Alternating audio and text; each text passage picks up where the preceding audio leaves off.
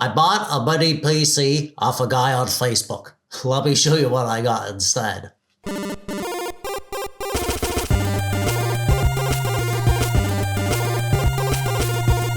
Hi everybody, TechDweeb here. So I'd been pricing out some parts for a Mini PC build that I wanted for a special project. I was really interested in a Ryzen APU, like the Athlon 3000G, which is only 60 bucks, and it has Vega 3 graphics, or one of the new Ryzen 5 5600G APUs, which would be much more money, more like $260. I was looking at small cases and motherboards and what my options were, and I figured I was going to spend about 400 to 500 bucks.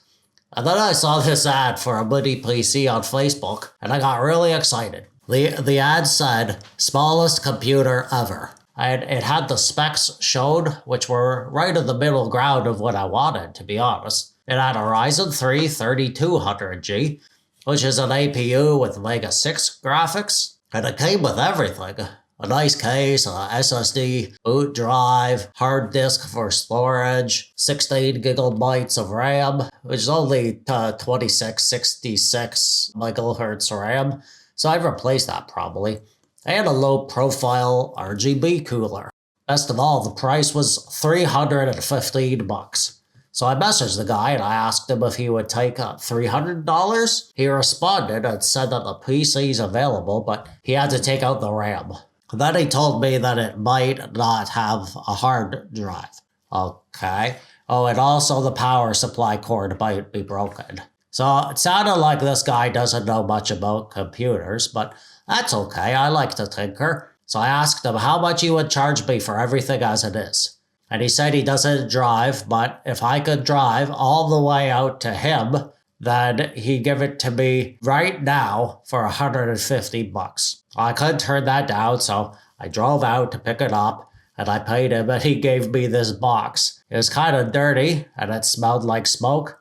He said, I think everything's in there, so this will be a bit of an adventure. So, first up, we got the power supply right there. You can see it on the top. And yeah, it's a little bit duct taped together. And there's the power adapter cable with the motherboard pin. I had to fix this when I opened it up. This was just kind of torn off and I had to cram it back on there. And then there's the SATA power cord and the CPU power. And the little proprietary connection just goes into this part over here. And there's the computer there. Little SATA cable too.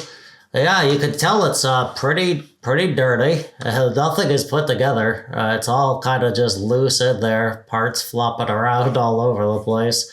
And it definitely smells like smoke. So we're going to need to clean that for sure. Checking up on the inside. Just, so gross. Everything is so sticky. All right, and let's take everything out. Obviously, we have our MSI motherboard I/O shield. Yeah, on the motherboard on the back, there's the hard drive. It's a KingDain 120 gigabyte SSD, and he didn't know if it was there, but there it is. I guess he just could have looked. And yeah, it looks relatively clean. It's dusty, obviously, on the cooler, which is a Cooler Master cooler, RGB apparently. I've never used a MSI motherboard. This will be a bit of an adventure. Yeah, dirty in there. But look, we found the hard drive. There's the storage drive. It's a little 2.5-inch, 500 gigabyte hard drive. It looks relatively intact here, so I guess just a good cleaning would be in order before we put it together, that's for sure. All right, let's grab everything and give this a good deep cleaning in the old sink area. There's my electronic duster, and we'll just blow out all the dust. You can see how much dust is flying around. There's quite a bit in there. Not as bad as some of the things I've seen, though. Yeah, that'll be good enough. I'm not going to bother taking apart or anything. We're going to clean out the case, obviously. It's still pretty gross after dusting, so, you know, that's not going to be good enough, considering how gross it is. So we'll give it a good wipe with some water. Just a preliminary cleaning, I think. Gonna scrub off all that smoky smell, all that crud and grime. You can't tell, but that's pretty gross. Pretty gross on the cloth. And obviously the glass on the outside needs to be scrubbed spick and span. No reason that can't look perfectly clean. And then we'll grab all this stuff and start putting it together. So first things first, we're gonna start by putting in the tricky little parts. Squeeze that SATA cable into that drive. Luckily we didn't have to take it off. And we'll put in the motherboard I/O shield before we put the motherboard in, because that's always fun. So working in a tiny case like this is not easy, that's for sure. Little ITX case with very little extra wiggle room for things like cable management. Speaking of which, there's the power cable. That doesn't need to go in yet. We'll do the SATA cable first, and oh, look what I found on the USB 2.0 header. There was a broken pin. That doesn't bode well, but we're gonna try something here. I'm gonna straighten it with my pliers and shove it back in. And maybe it'll make contact when it's plugged in. We'll have to see about that. Next up, we have the front panel connectors, the power button, the reset switch. No front audio on this case. And we're gonna cable manage as good as we can, just tucking everything in, making sure it's not sticking out. Plug in that main motherboard power connection. And of course, the 6-pin CPU power needs to go in as well. And then the rest is just going to be a matter of tucking things in, keeping it neat, and yeah, we got to do the power, obviously, the power adapter. That just goes on right down at the bottom.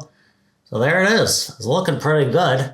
It's very minimalist. I'm very happy with the way it looked. It doesn't really smell like smoke anymore, which is nice. It did what we could with the cable management. Now we'll just tidy this up and fire it up, see what awaits us when we boot up for the first time. So, all ready to go. We're gonna plug her in and turn it on for the first time. Let's push the magic button, and no posting's happening for some reason. Oh, that's why. I forgot to put in the RAM. Oh my gosh, I feel like such a noob right now. Obviously, a computer needs RAM. Let's try this again. Sorry, guys. And the moment of truth. And the lights come on the cooler and on the RAM. That's a good sign. And there we go, we posted. So we have a message here, press F2 to load the default configuration. And look at that, Windows comes right up. I didn't realize that Windows was installed on here. That's always nice to see. It looks like it's already set up. And somebody's username is on there. He obviously trusted me not to mess around with his password. I'm not gonna do that. One thing I wanted to try was that USB port. So we plug in a mouse on the front and look at that. It works. And I even plugged in a little lamp. And so the lamp worked and it has power. So obviously the data and the power is flowing. So that little broken pin wasn't really an issue, I guess. So I'm gonna go ahead and install Windows nice and fresh and install all my software. And then we'll come back when it's ready for some testing. So it's been a few days. I got Windows installed. You can see that we're running at 3.6 gigahertz on the Ryzen 3200G. The memory is running at 3200 megahertz DRAM frequency there. And you can see we're running the Radeon Vega 8 graphics. So without further ado, let's get into some game testing. So the first game we're going to be testing is Days Gone. And it's a newer game, so it's a good test, I think. We're going to be running at 720p with a medium-low mix of settings. And we're going to get an average of about 36 FPS. For all these tests, I'm targeting 30 FPS at 720p, so I'll adjust the settings accordingly. You know, lots of people poop on 720p resolutions as if they're unplayable or something, but honestly, if you just play the game and enjoy it without being picky, you'll find that it works great, it looks great, and on an APU like this, you know, just the fact that you're able to play AAA modern games, that's pretty impressive, to be honest. I should mention that in my initial tests, when I had the cover on, it was a huge heat gain. When I was playing GTA, it was over 100 degrees Celsius, up to like 107, and it was definitely throttling. The cover off, it has much better temps. So here we're hovering at around 65 degrees Celsius, but when I put the cover on, after a few minutes, we're gonna go up to over 90 degrees Celsius. So, You know, this case, it just doesn't have the airflow to match the temperatures that we're getting. I'm definitely going to have to come up with something to give it more airflow if I'm going to be using this for games. And we'll move on to Shadow of the Tomb Raider now. This is 720p with low settings, and we're going to get an average of 32 FPS. The game looks really good at these settings. I would totally play like this. Whenever I test games, usually this is the first one that I grab. It's just kind of my standard game that I use to determine the performance. And I always run around the same little area too, so I've gotten to know this little area of the game really well. I love running around it, and I just know all the little nooks and crannies of this place. And now we're going to move on to GTA 5. We're running at 1080p here on normal settings. We're going to get an average of 52 FPS. Now, I could push the graphics settings further, especially if I lower the resolution, I think, down to like 900p or 720p. You get pretty much the same FPS, but it would look better. And it's just impressive that it runs this well at 1080p. This game is just so well optimized, and it runs great on very low-end systems, which is great because, you know, it's a great game, and it's really popular, especially GTA Online, and you can play it on very low-end systems and have a great time. And then we'll try Horizon Zero Dawn 720p with the favor performance settings, which is low settings for the most part. We're only getting an average of 27 FPS here. I'm pretty sure we could reach 30 FPS if we lower a few of the settings right down or turn off shadows or run it at like 90% resolution scale.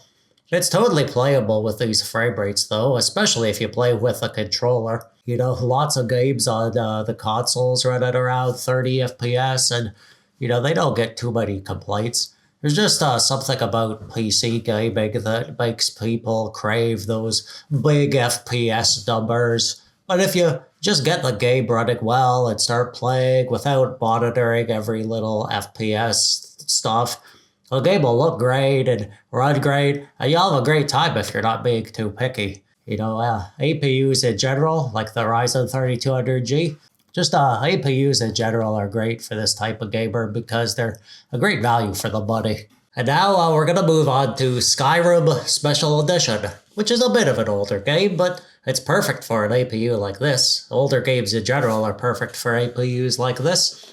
We're running at 900p, medium settings, and we're going to get 42 FPS average.